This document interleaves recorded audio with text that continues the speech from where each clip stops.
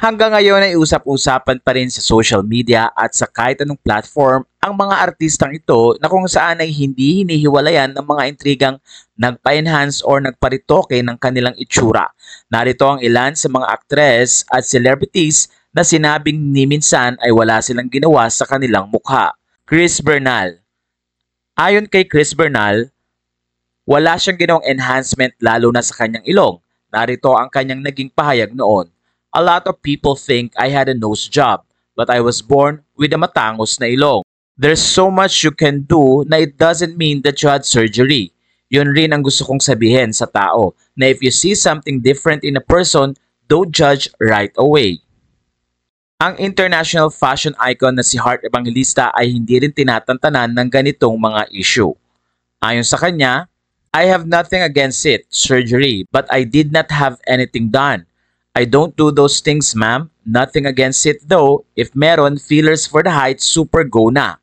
Pati ang blogger at sikat na aktres na si Ivana Alawi ay hindi rin tinatantanan ng ganitong mga issue. Kaya naman sa kanyang post at pahayag noon ay sinabi ni Ivana ang ganito. When I was young, I used to always be bullied for my big butt.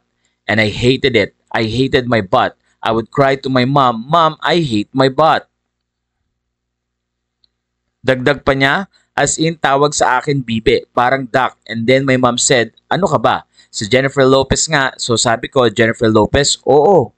She's so proud of her body. Sabi ko, sige nga, maipakita nga sa tao ang buti ko. At doon nga ay nagsimula ng mag-post si Ivana Alawi ng mga pictures na kung saan ay very provocative nga at ipinakita niya at na-appreciate ang katawan. Ang aktres na si Kim Chiu. Usap-usapan din noon sa mga pinabago niya sa kanyang itsura. Kaya naman narito ang pahayag ni Kim. Parang bakit? Bawal bang mag-mature? Gumagalaw pa naman siya yung ilong niya, ang ibig sabihin ni Kim.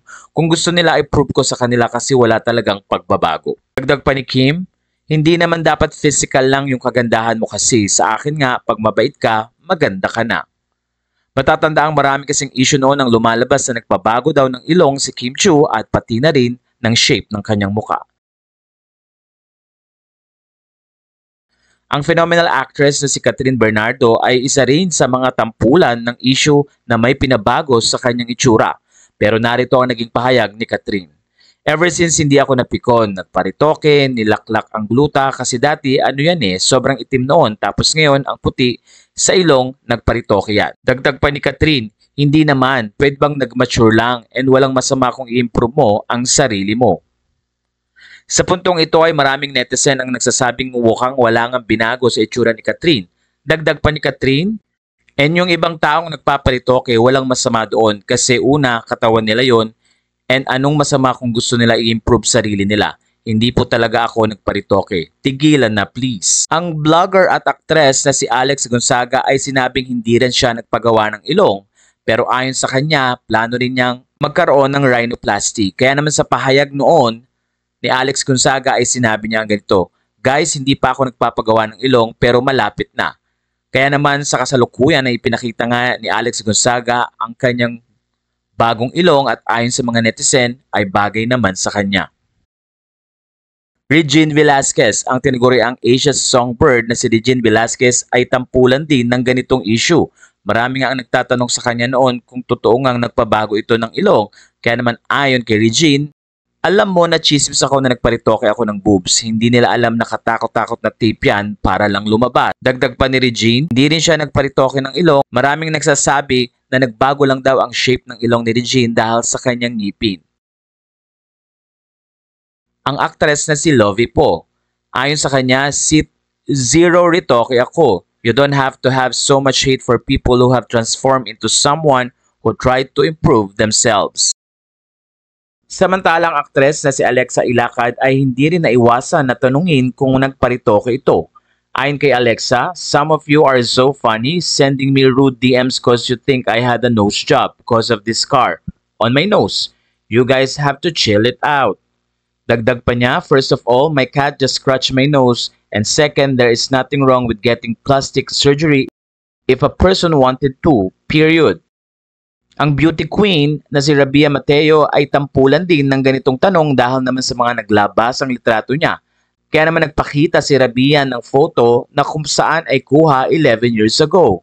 Ayon kay Rabia, this was me 11 years ago. I still didn't have my braces. I didn't have to put on makeup. I'm not aware of what angle flatters me most, but that is still me. A lot of things happen in the period of time. Kaya naman dahil dito, sinabi pa ni Rabia na kapag nagmamature ay nagbabago din naman ang itsura ng tao at natututong ang magayos.